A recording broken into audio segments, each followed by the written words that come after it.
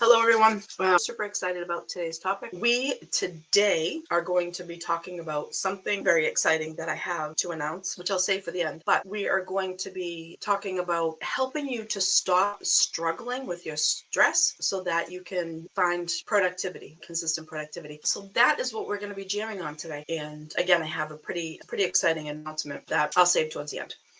If anybody is watching this on the replay, definitely put hashtag replay. If you have any questions, put them in the comment section and I certainly will answer your questions. If you want me to elaborate on anything, definitely put that in there too. If nothing makes sense, if you want me to frame it a different way, definitely will do that as well. Yeah, so we are going to talk about how you can stop struggling with stress and find productivity. So now that is a really loaded statement because stress for different people shows up in different ways. So we're going to keep it a very generic framework for the purposes of this live. And before I forget to, I do have a monthly mastermind. It's a mindset mastermind. And if you're interested in working with me a little bit closer, would love to have you inside. And if you want the details on that, just reach out to me and I'll send you over the details. You can check them out. If it's for you, great. You can jump in. If it's not, that's great too. But just wanted to let you know what I do is the frameworks that I go over on these lives are things that I take a deeper dive in when I work with the folks in my monthly mastermind. So if you want a deeper dive, just let me know. Preventing burnout is the number one way to stop struggling with the stress that you have, especially as you're starting and continuing to build your online business. I myself have brought myself into burnout several times, and it was mainly in the beginning, it was mainly burnout in relation to what I call consumption-itis. So I found myself, this is online business is in marketing is a completely new thing for me. I've been an entrepreneur since 2006 with my own brick and mortar, but it's a very different business altogether. So when I first started, I wanted to know everything, even though they said, you don't need to know everything to get started, blah, blah, blah, just do this, just do that. But I felt like so many other people, like, all right, I'm just getting started. How can I get started creating content? I don't even know what the hell I'm talking about. I needed to Google terms because I had no idea what a lot of the online, even the professional phrases were in products and like all that. I had no idea what any of that meant. So for me, it was extremely frustrating, but I was falling into the pit of consumptionitis. I was watching everything and watching it over again. And like, my brain was just fried. Like here, I thought that I was busy doing all of this stuff for my business when in fact all I was doing was consuming and I wasn't actually really applying any of it. And part of that too was a lot of what I was learning just didn't sit right with me, so it didn't make sense for me to create a lot of content based on how it was I was being instructed to do that as well. I would say frustration, stress, anxiety, like whatever label you put on that is whatever label you put on it, but my overwhelm, right, led to burnout, led to no productivity whatsoever. I wasn't watching videos. The only thing I did consistently was show up. Once I get into coaching, was show up to my coaching. I felt almost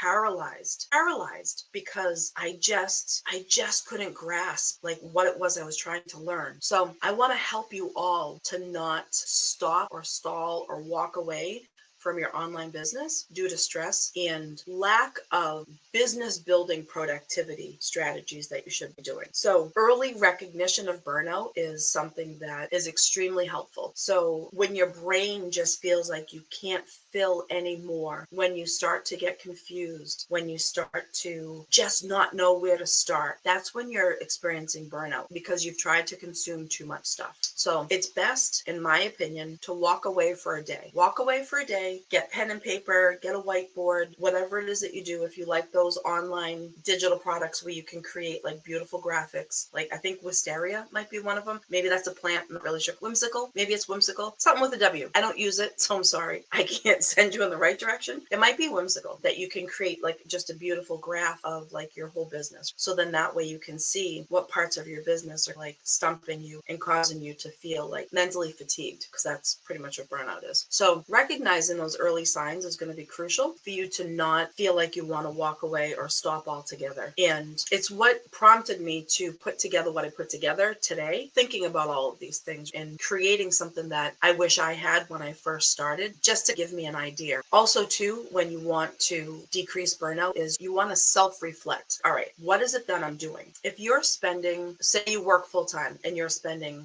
3 hours a day just watching videos, you're going to burn yourself out. Don't do that. Watch maybe 30 minutes of a video and then go do something about it. Create some content, create a video, create a digital asset with a Google Doc. Go do something about it. Go live on a platform, talk about what you just learned, share it with someone, do something about it, and then go back the next day, pick up where you left off, watch 30 more minutes, do something more about it. That's how you're best going to learn too, is that learn, do, teach model. And I would say probably weekly, in the beginning, weekly. And what I mean by beginning is before you start to see your business is just starting to be streamlined. That anything before that streamline, like money's coming in, customers, leads are coming in, people that want to work with you are consistently coming in, like your content that you put out is constantly working for you because people are picking up what you're laying down. That's what I mean. So if you're not at that level yet, that everything before then is what I consider in the beginning. So if you're in the beginning stages of your business, I would recommend once a week, take a look at your graph and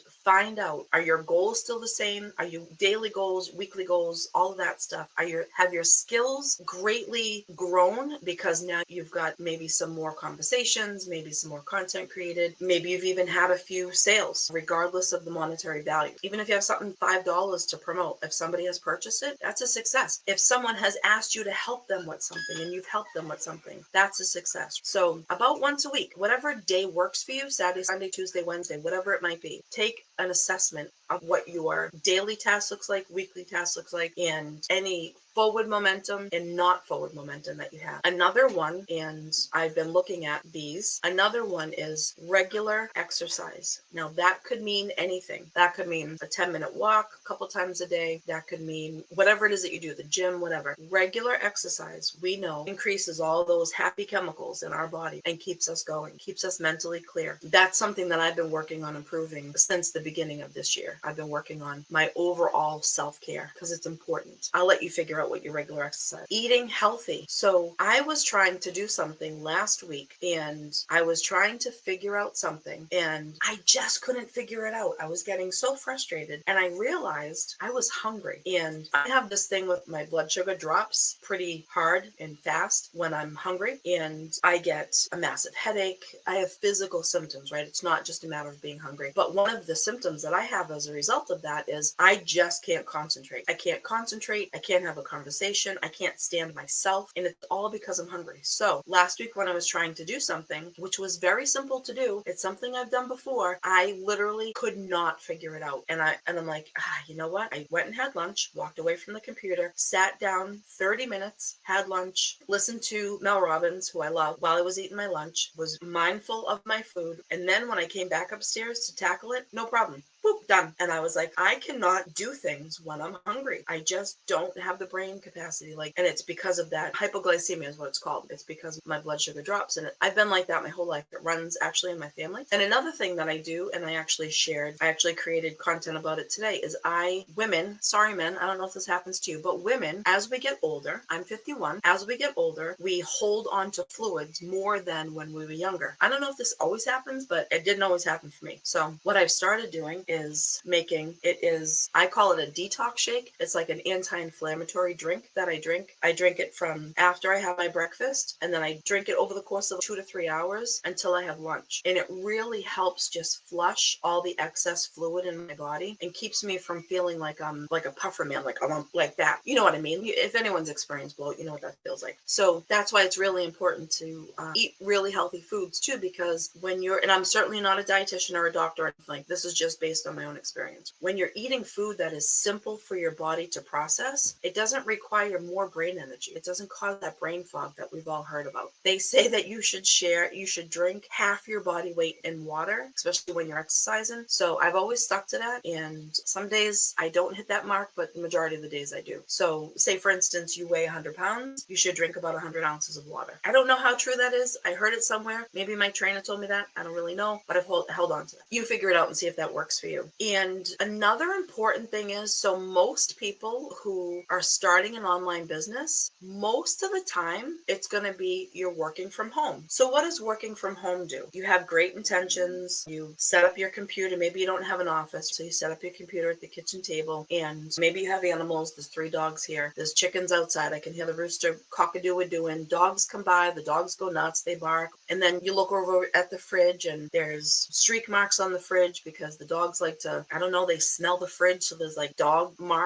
painting is what I call it. Fingerprints. So then you get distracted. And then you look up and you look at the fan and you're like, oh God, that's really dirty. So then you get up and you start doing things in the house that get you distracted. Things that need to get done, but things that get you distracted. Maybe it's on purpose. Maybe you've run into something that's a little bit difficult and you're like, oh God, I'd rather clean the fan. So you go clean the fan. So you're in essence like self-sabotaging your own productivity. When you're working from home, it is extremely important to carve out a space that is just yours. So my office space is my tiny ass little bedroom. Whatever. This little nook here. Anyone who's been following me for a while, I used to have pictures. I used to have a clock, and I used to have pictures that my kids made. I used those don't destroy the wall tape things, and they just started to fall off. So I was like, oh, you know what? I'm just gonna give a blank slate. This that you see over here, this is my bureau. This is my fancy water bottle that I got at the Miami airport. It's actually aluminum, so it's reusable. Sucker cost me a lot of money, but you know what? I loved it because it reminded me of South Beach in the 80s, which I never got to see, but it reminded me of South Beach in the 80s, which South Beach doesn't look like that anymore. Huge disappointment when I went, but I love that water bottle. I love water bottles. Yeah, so scroll moment. So when you have an online business, it's important to carve out your own space. So I do. This is my bedroom. I have to work a lot. This is the only room in the house I have that I do anything with.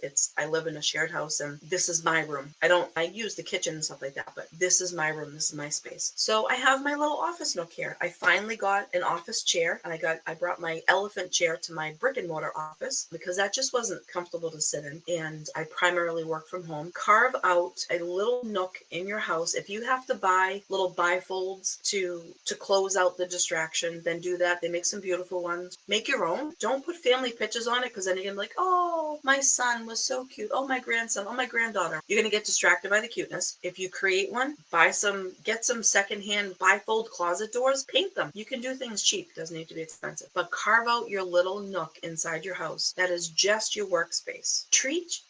I honestly would recommend, if you have the luxury of not leaving the house and traveling somewhere and working for someone else, if you're completely self-employed like I am and your days are yours to judge, I would recommend finding the time of day where you are the most productive and carve out like 2 1.5 hour segments that you're going to work on your business. And anyone who's caught my live before, you may remember me recommending this, but you can get one of these big old whiteboard. I have another one next to me that you can't see. Get one of those. You could simply get a 8x11 piece of 8x10, whatever, however size, that normal like copy paper, and separate it into 8 sections. I've mentioned a paper plate before. People have tried, that works. But if you want to do if you like something that is uniform and square, take something like this, separate it into 8 sections. So those are your 2 hours, total 2 hours. So they're going to be, each section is going to be 15 minutes. So that's 2 hours of productivity that you have on this. Figure out what it is that you need to do in 15-minute increments. If it requires 25 minutes, that's 2 squares. I don't care if it's 5 minutes less. It's 2 squares. Pop in a 5-minute break where you get up and move. Anything more than 15 minutes lapses over to another square. Don't go, 17 minutes here. Oh, this is going to be 13 minutes. No, don't do that. Don't do that. Because if something takes you 20 minutes, you get a 10-minute break. Use that. Go get up and move. Shut off your phone. Leave the computer. Take a break for 10 minutes. Go stand outside. Go do something that is not screen related for 10 minutes. Go clean the fan. Who cares? Then come back to it and get back to your squares. Because if you're spending 8, 9, 10, 12 hours on your business in the beginning, you're going to burn yourself out. It's too much time. It's too much time. There's only so much that our brains can take in at a time. So if you're powering through it, you're going to end up going, oh God, it's just awful. I don't know about any of you, but when I did work for someone else,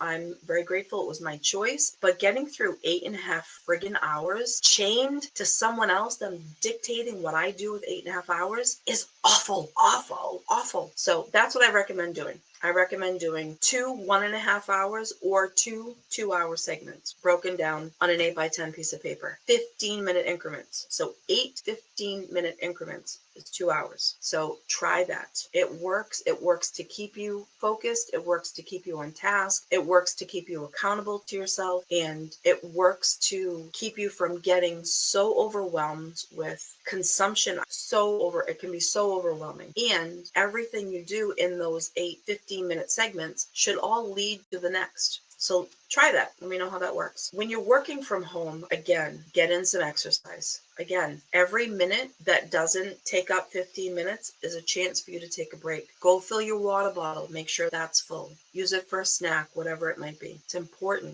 It's important. Get up and move. I have back issues. So if I sit for more than about 45 to 50 minutes, I start to get a lot of pain. It's a lot better now that I have a much nicer chair versus my elephant chair is comfortable, but it's not a work chair. It just doesn't have the support. So I'm interested, does anybody have a walking pad? So I guess it's a little bit different than like a treadmill because so it's meant to go like under a desk so you can have your walking as you're moving, as you're working. And I've actually started to do some of that. Some of the trainings that I have, I can access them on my phone. So I've been putting my headphones in and I've been jumping on my treadmill and I've been listening to the trainings. So they're trainings that I've already listened to, but I'm re-listening to them. So I'm not like super concerned about missing something crucial or taking notes or whatever. But interestingly enough, I love the idea of a desk that can raise up and then I can have a walking pad underneath it. I didn't know they were called walking pads until my son pointed it out to me. But yeah, they're called walking pads. They're really cool. They're fairly inexpensive too. I don't have the capability of doing that, but I do have a treadmill downstairs that I have been using, even if it's just to jump on for 15 minutes. Just to move and get things going throughout the day, because as you work from home, you do spend a lot of time being sedentary, and that's just not good for our body. Keeping yourself organized when you're working at home is crucial.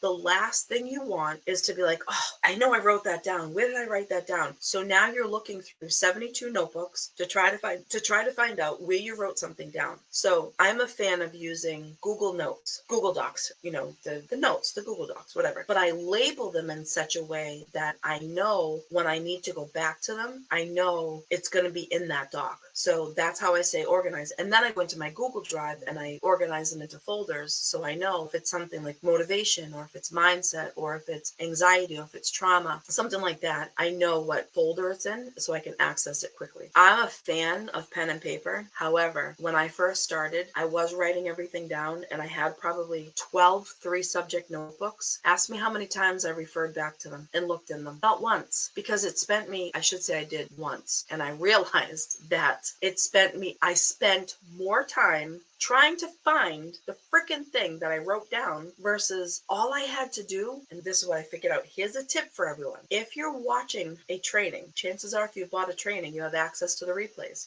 and anything that they add. Instead of taking extensive notes on what they're saying, take a note on what training it is, what video it is, what minute it is on the training video that you want. So that way, when you go back and you look at your notes, you're like, oh, that's right. Video number 3, Colleen talked about reducing stress and reducing burnout. And that is video 3 and whatever. It's minute 18 is what I want to remember. That's a good way to take notes that are working for you rather than summarizing the whole entire training that you're watching, because you can just go back and watch it. But if that's how I learned to take notes, is I do that. I do the video, I put the label of the video of whatever course I'm watching, and then I put the minute that is really interesting. And I go back and rewatch it. So that way my note taking is organized and I'm not spending an hour looking through. And that's how I started to take notes. And it frustrated me a lot less, because then once I was confident that I knew that, I could just take it out of my notes thing. I could just delete it from a Google Doc thing. Taking notes and writing things down is so beneficial because it has that brain mechanic like connection that it does. You want to not just memorize this stuff, you want to learn this stuff because you want to use it right in your business. So it's a different kind of note taking. So try that strategy. Let me know if it works for you guys. It worked really well for me. I actually ended up getting rid of all those notebooks that I found that I wasn't going to spend any time looking back through, and I went back through the courses and I took notes based on the video, the title, what it was I liked about it, and why I should go back and watch it. It's really important when you work for yourself to unplug during non-work hours. And for anyone who has caught my lives before or had a conversation with me, I unplug from social media like 2.5 days a week. Usually on my long private client days, I don't spend too much time on social media because I'm working with person. So I'm not usually on social media like checking messages or anything like that. I do create my short form video content. I do have that all ready to go in my drafts. So I do log on, post it, and then I get back off, and then I'll download it and get it onto Facebook Reels and stuff like that. But that's all I'll do on my time off. Whatever your time off entails for you, it's important to not be attached to your phone. It's important to not feeling like you're missing out on things, because the beauty part of creating content on social media, regardless of what platform, is you're creating a digital footprint. Other people are creating a digital footprint. It's there. Go back and check out what they did. Go back and read. And if it's anything that one of your coaches is doing, that's a day that you're going to show up. So unplug on your off time. Unplug. Taking notes, pen and paper, but go over it every 3 days, then see if important, and then shorten. Yeah, and if that process works for you, then that's fantastic. But that's in that repetition of writing something down, going back and rereading it, and then rewriting it again can definitely help you learn. For me, that wouldn't work because that's a lot of touching one thing multiple times. But I certainly appreciate if that's what works for you. Absolutely. In the beginning, I felt like I needed to write everything down, which is extremely unusual because in the 8 years of college that I went to, I never took notes. Never. I don't even think I brought a notebook. I don't even think I bought a notebook. In the 8 years that I went to college, I purchased one textbook in all 8 years. Now, I went to college before Google was a thing. So before online was really big. It was out there, but it wasn't like it is today. But I do like to write certain things down. So yeah, I certainly understand how it helps you learn because of that repetition, using your brain, using your hand, writing it down, reading it. You're getting it through different senses, which is important. And another really important way to stop struggling with stress and find productivity is to reach out for help. Do you have an accountability group? Do you have mentors that you're paying for? Do you have mentors that you're not paying for? If you're catching this on Facebook, you're probably in several groups, reaching out to group members. And I know in the online space, it is rather difficult, especially in the marketing online space. From my experience, it is difficult to reach out to other marketers that maybe you've never met before to try to establish an actual relationship because they all want to sell you something. We're all marketers. We all have things to sell. We're all building a business. But sometimes you just friggin' want to connect with someone. You just want to connect with someone. You want to ask them questions. You want them to ask you questions. You just want to form a friendship. And that can be so difficult to do in the online space. I've been extremely fortunate. I've met amazing people who I would call friends, who I would not even hesitate to ask them a question at any point in time during the day. And I've met people that just want to pitch me their products. And that's fine too if they do it in a respectful way. Like when you've been in the space for a while, like you can tell when someone's jumping off to let me sell you my shit type thing versus they're like, hey, I saw that you were on live. What do you think of the group? And they start off the conversation much differently. I had someone reach out to me, I don't remember when it was, but they're like, hey, notice that we're in the same group together. And I had never seen this person before. I never saw their name. And I'm like, oh, that's interesting. What group are we in together? And their response was, oh, I don't know. I'm in like 700 groups. I don't know which one it was. You know what? That instantly told me that was not a genuine connection. They weren't connecting with me because something about me vibed with them. They wanted to sell me something. And again, that there's nothing wrong with that, but be genuine in how you reach out to people. Just be genuine. Be like, hey, I love your content. I saw, this and this, blah, blah, blah, blah, blah. What platform, where are you learning from? Whatever. Just be genuine. Don't come off with, hey, so we're in the same group, thought I'd connect. So lastly, on stopping your struggle with stress and finding your productivity is number one thing. Taking back your schedule. If you're in an online business, you can turn it into a full work day if you want to. If you want to spend 8 hours, 7 hours, 6 hours working on your business, do that. But I don't recommend you do that for more than 2 hours at a time. Figure if you're an employee, you have to work 8.5 hours to get your half-hour lunch paid for. So you have 8 hours, but in that 8 hours, you're entitled to 2 15-minute breaks as well. So if you work for 2 hours, take a 15-minute break, walk away from all screens, walk away from all business, get back to it for 2 hours, then maybe take a lunch. Take an hour for lunch, take a half hour for lunch, get out, take a walk, whatever, and then hit it for another 2 hours, hit it for 2 more sections of an hour and a half, and then be done. And you, of course, can span that out throughout 12 hours. It doesn't have to be like a structured 8-hour workday, so to speak. It's your business. You can do it however you want, but I don't recommend you do more than that because you're going to get burnt out. You're going to be so stressed out because you're going to be so frustrated with trying to learn everything, and you're going to wake up the next day not really retaining much of what it was you spent trying to learn. So you're going to get really frustrated. You're going to get frustrated why you're not getting it. You're going to get frustrated, and then you're going to go find yourself applying for jobs. So if you are working primarily for yourself and you do not have a job you go to, if you can't block off some time to unplug, to exercise, something to move your body, to eat well, to get a good night's sleep, then you're not running a business. You're running yourself ragged, and that's never, ever good. So hopefully this was extremely helpful to everyone. So my 2 really cool announcements. So I mentioned in the beginning that I do have a monthly mindset mastermind. If you're interested in working a little bit more closely with me, getting all my goodies, then send me a direct message and I'll get you that information. And I have put together a questionnaire. It's going to be free. It is a questionnaire for people to fill out, questions to ask themselves before they take the entrepreneurial plunge. And it's something that I wish I had access to. Again, I probably could have Google searched things, but there are certain questions that I wish I had known to ask when I was first starting. You can't really ask questions about things if you don't know, because you don't know, you don't know. If anybody is interested in taking a look at the questions, I know if you're here watching me on Facebook, if you're watching me from one of the groups, chances are you've already started. If you want to take a look at it, give me feedback. I'd love that, because right now it's just from my perspective, so it may not be as helpful from someone else's perspective. It's 3 pages long, 4 pages long maybe. If you'd like to see that, again, to use it, you can have it as an asset, give me some feedback, whichever. I'd appreciate that. If there's no questions, I'm going to go. Have a good rest of your Monday, everyone, or Tuesday, depending on where in the world you're watching. I will see you all on Wednesday.